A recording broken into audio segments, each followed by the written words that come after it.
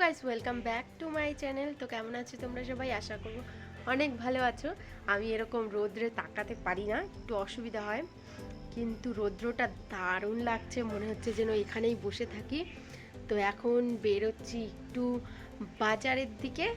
তো ভাবলাম আজকে একটা ব্লগ দেওয়ার চেষ্টা করি। তো জানি না কতদূর কি দেখাতে পারবো, তো দেখতে থাকো ব্লগটা।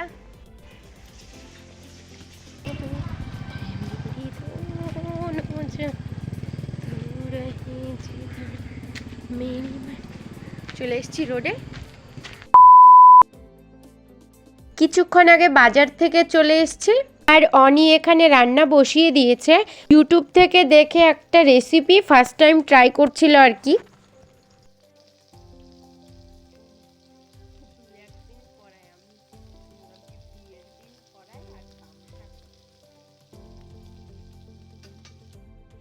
বাজে এখন প্রায় 12টা।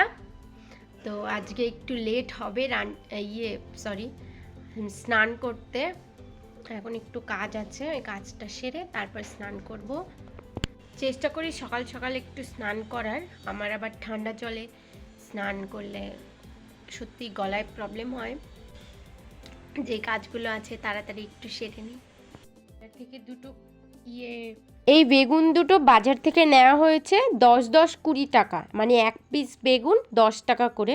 আমার কাছে পুরোপুরি অস্বাভাবিক, কারণ এরকম দামে বেগুন কিনিই না। আর তাছাড়া বেগুন খুব যে ভালো খাই সেটাও না, হঠাৎ করে কিনে নিলাম। তবে বেগুনটা খুবই ভালো ছিল। কেনার সময় ভেবেছিলাম যদি ভেতরে পোকা থাকে, তো দেখি না, পোকা ছিল না।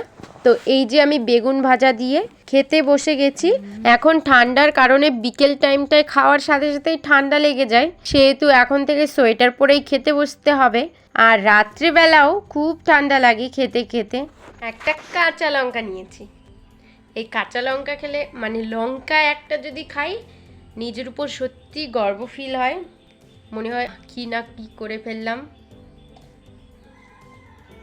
সকালবেলা খেয়েছি, সকালবেলা থেকে অনেক কিছুই খেয়েছি, তবে এমনি যে ভাত, ওরকম ওই ভাত খাওয়া হয়নি রোজকারের মতন।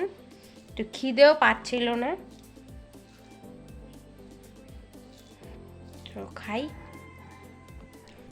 আর আরেকটা ব্যাপার, যেটা বেশিরভাগ লোকই হয়তো ঠান্ডার দিনে সকাল সকাল জামা কাপড় ধুয়ে দেয়, কিন্তু আমার ক্ষেত্রে একটু বিপরীত আমি।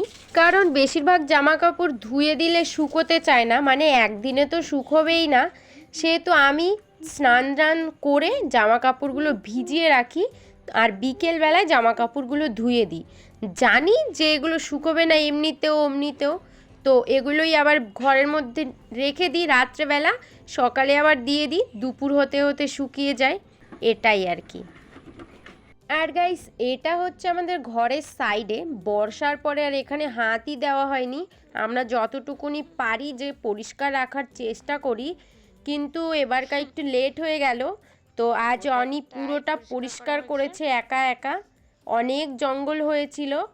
আর এইখানে গাঁদা ফুলের গাছগুলো দেখতে পাচ্ছ, এগুলো কেটে কেটে লাগাবো আমি, ওই জন্যই পরিষ্কার করতে বললাম। আর সাপেরও ভয় লাগে যেহেতু।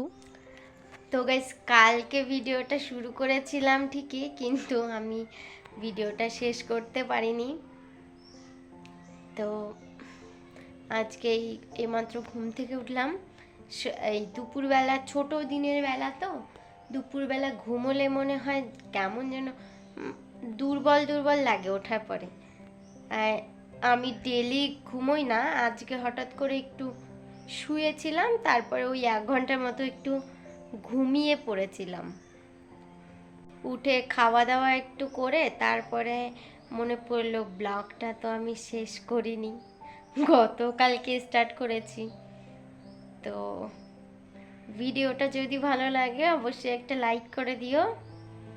আর আমার ভিডিও যদি কেউ প্রথম দেখে থাকো, আমার চ্যানেলে কেউ নতুন হয়ে থাকো, চ্যানেলটাকে সাবস্ক্রাইব করে আমার পাশে থেকো। দেখা হবে পরের ভিডিওতে, ততক্ষণ সবাই ভালো থেকো, গুড বাই।